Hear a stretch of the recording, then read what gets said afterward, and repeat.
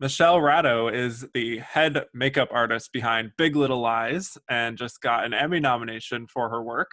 I'm Kevin Jacobsen of Gold Derby here with Michelle. So this was your second nomination in a row. You got one last year for Sharp Objects. What was this year's Emmy nomination morning like for you? Um, to be completely honest, I obviously was shocked and excited. I got the phone call early in the morning, and it was a little bit of that same reaction. I was like, me, Michelle Radow? And I was kind of like, wow, but it had a little bit of a different meaning this year. I think it's been really tough for everybody, and just 2020 has been such a doozy and a downer for everybody, and so it was a little piece of good news and some bright light, hopefully, to end this dark tunnel that we're in. And so I think the team is all really excited, and we're all just kind of holding on to it and enjoying it as much as we can. Yeah. So you were also involved with the first season, but here you were stepping up as the department head. What was the process of getting involved with the second season in a bigger role? Yeah, I was very fortunate to work on the first season with the original department head, Steve Artmont, and his daughter, Nicole Artmont, was the key.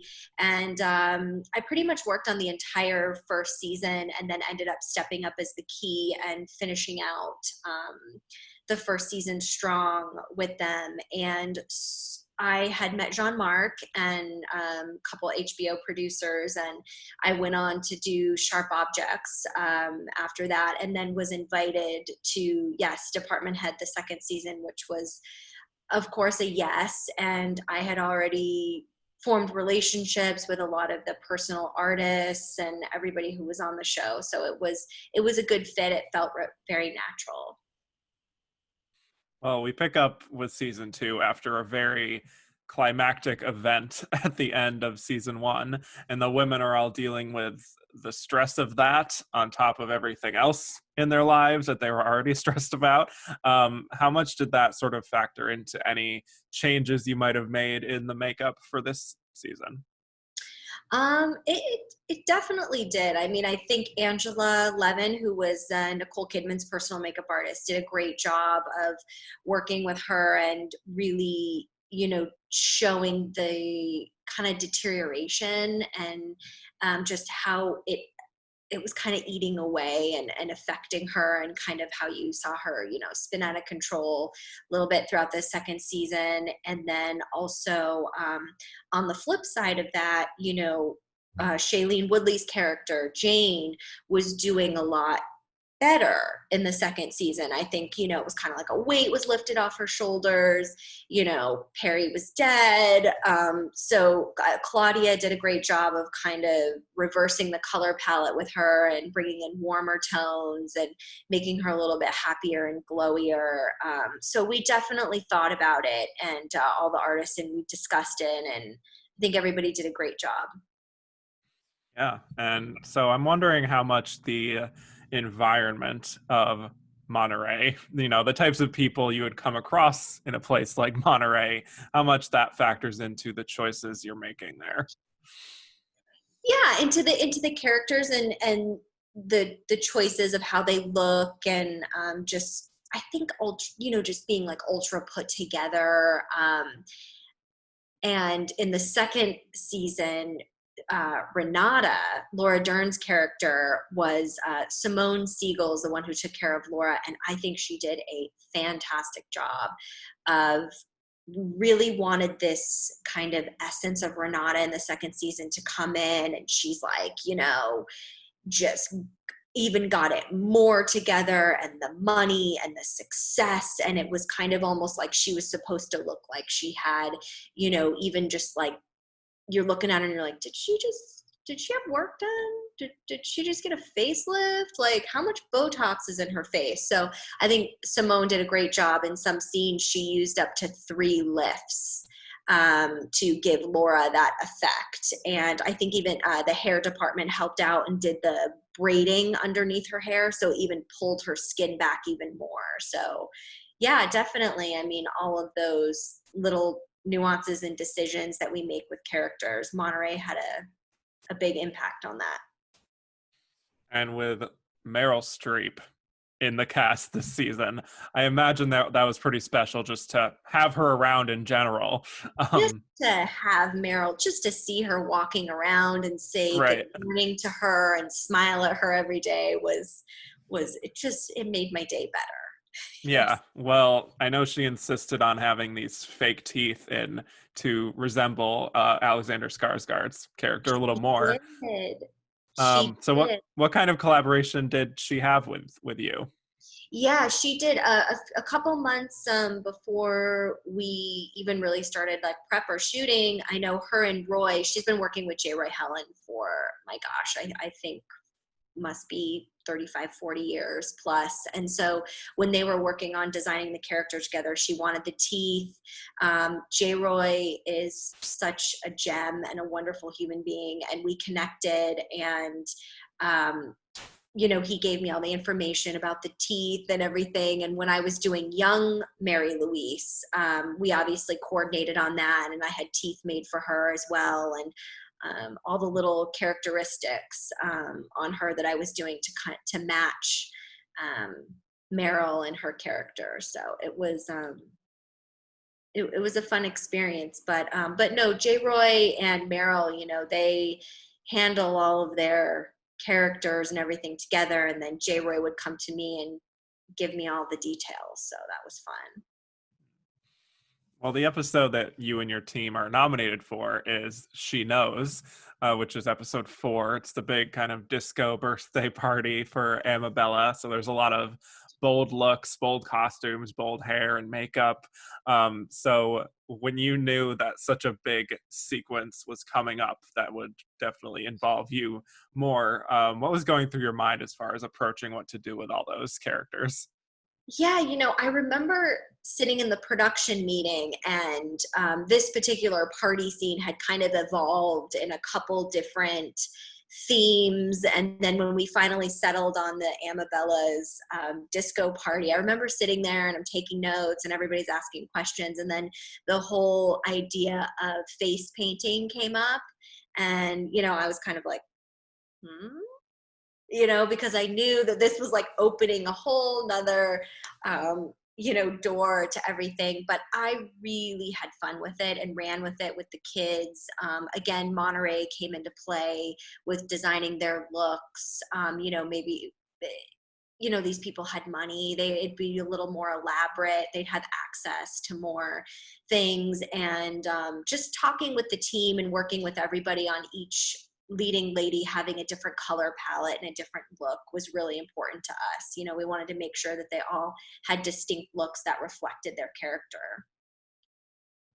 And also with so many kids too. So many kids. What is your process with working with them, especially with such the colorful face paint that they had in this episode?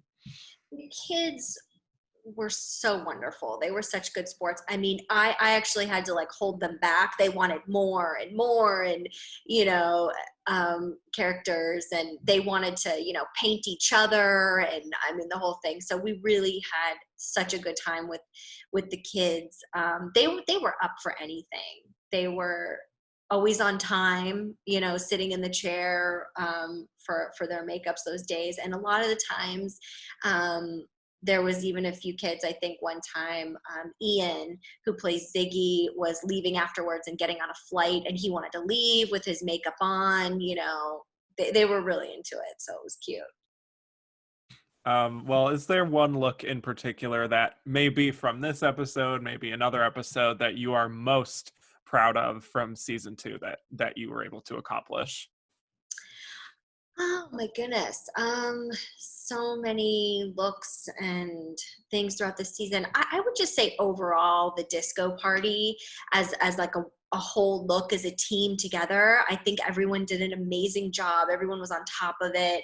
It was very well coordinated and communicated with everybody and each other. And my key, Erin Rosenman, and my third, Karen Rentrop, really stepped up. And that was a massive undertaking. We had 18 to 20 additional makeup artists a day, in addition to our staff of 10 that we had. So it was really an undertaking, and I'm just really proud of the result that ended up on camera and the way that everybody worked together. Well, I've talked with quite a few behind the scenes people who do contemporary work, as opposed to period or fantasy. And those types of shows and movies, the period, the fantasy tend to be more apparent and elaborate than contemporary. And I'm curious if you can speak to some of the unique challenges that you face as a contemporary designer that might not be as apparent to the average viewer. I think mostly I just try and keep it all real. I mean, this is contemporary. It's modern day. It's Monterey. It's a beach community, but yet it's high end. So, I think just I always want the work and my work, and I always remind my team, like, just less is more in these situations. I'd rather have to get to set and pump something up than get there and it's like, whoa, it's just looking too finished and too, I like it to have a little grit to it. Do you find that there are any kind of maybe misconceptions about what you do?